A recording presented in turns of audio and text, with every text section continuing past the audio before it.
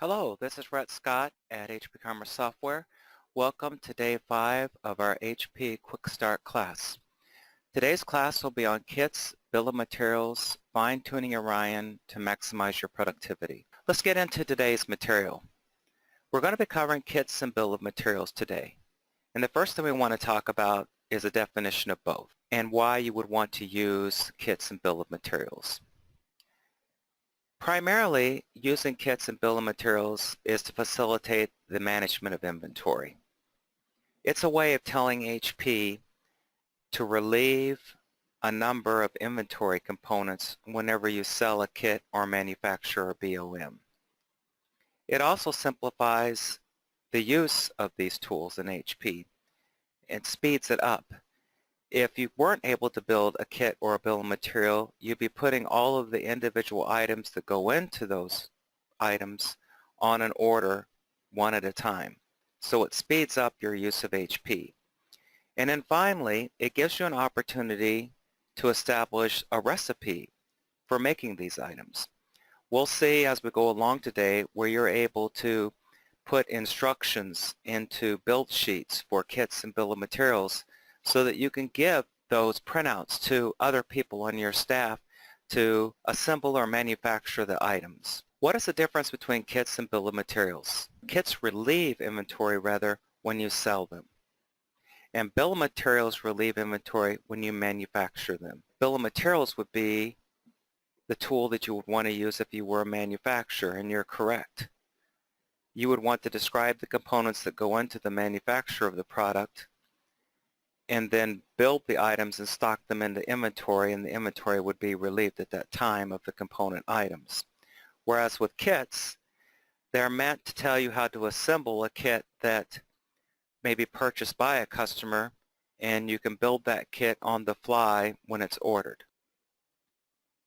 Strategy for kits. We'll learn that the strategy for kits and bill of materials is similar. When working with a kit, you need to determine what you want to call the kit. And once that is done, then you can add the components that go into making up the kit. And that would include parts and labor and comments as needed. You would then print out assembly sheets for building the kits whenever you needed to.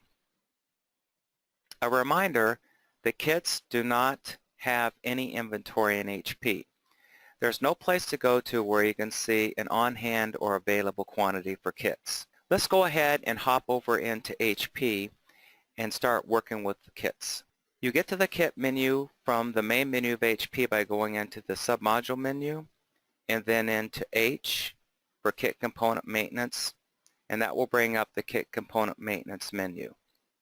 The best way to learn about kits is for us just to go right in and start creating a kit.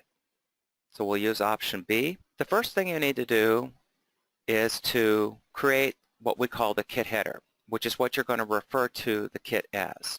So just as with a part, you would press F10 add.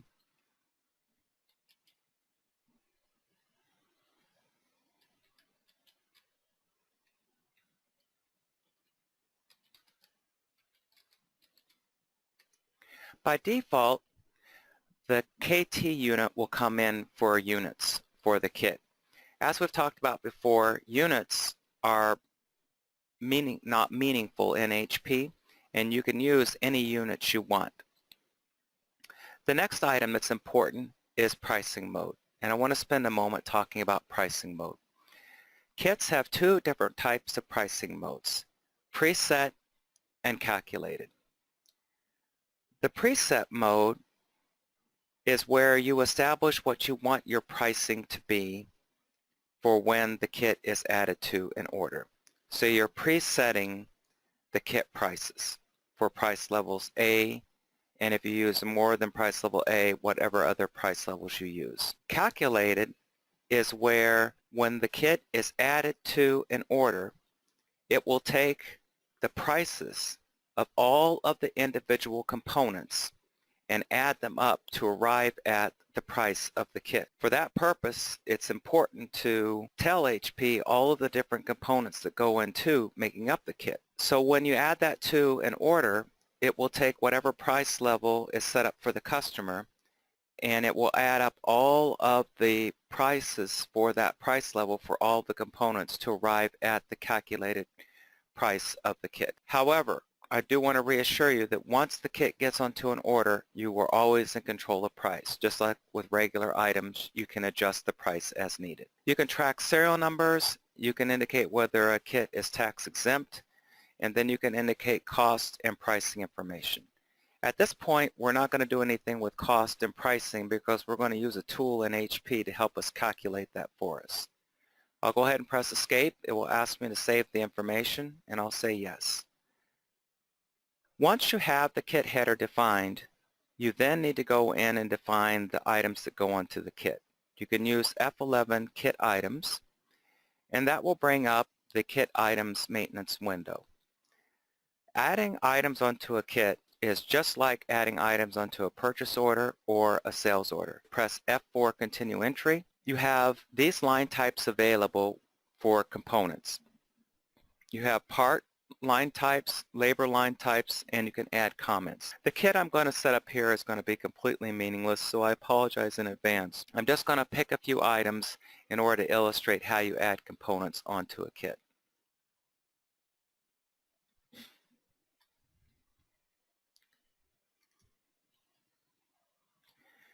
You can indicate the quantity it takes for the kit of the item, and then you can add comments for the component item. These comments do not appear on sales orders and invoices or quotes, but they do appear on the build requisition sheets, the assembly sheets that you print out for the kit.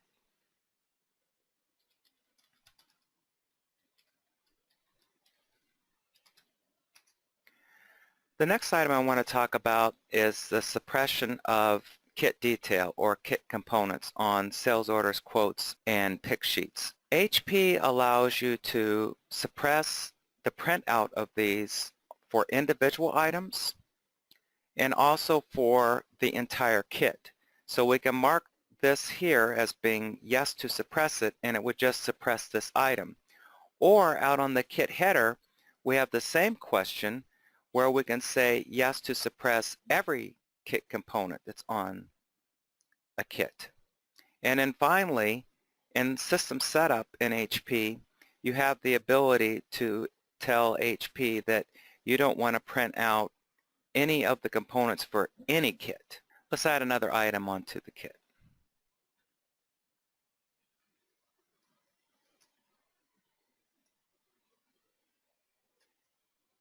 You can see how adding items onto a kit for components is just like adding items onto a purchase order or a sales order.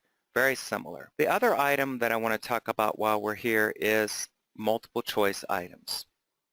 HP allows you to indicate as many multiple choice items on a kit as you want to. For each multiple choice item, you define a list of choices. When the kit is added to a sales order or a quote, you are asked which of the choices you want for each of the multiple choice items. This is a great tool for you to use where you can just set up one kit and then have several different options to be able to put together what you ultimately want to sell. A good examples of this could be a racing suit, a safety, racing suit, where you have options for gloves and boots and so forth.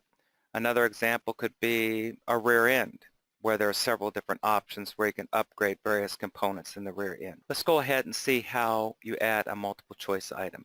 So I'll select F5, and then you build a list of choices.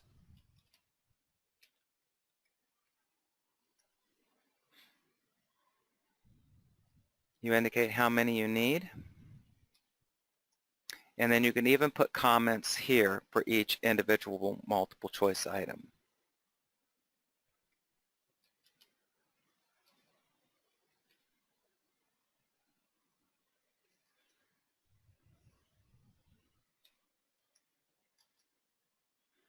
You can keep adding as many choices as you want.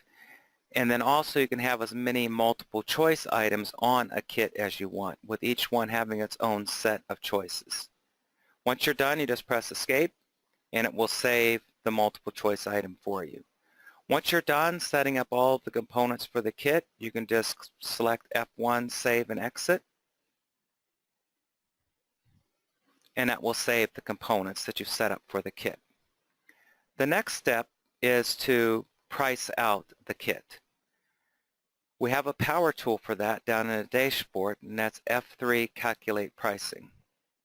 This will go through and roll up all of the pricing and costs for the items that we've selected. Because we've added a multiple choice item to the kit, it wants to know what one we want to use as our base for our pricing and costs. It then does the calculation and gives us an option of what we want to do with the calculation. We can just discard it, or we can select one of the options at the bottom to update our kit header. In this case, I'm going to pick up both cost and pricing. Now we have prices for our kit and we have cost. Our pricing mode is set to preset, so these prices will be used.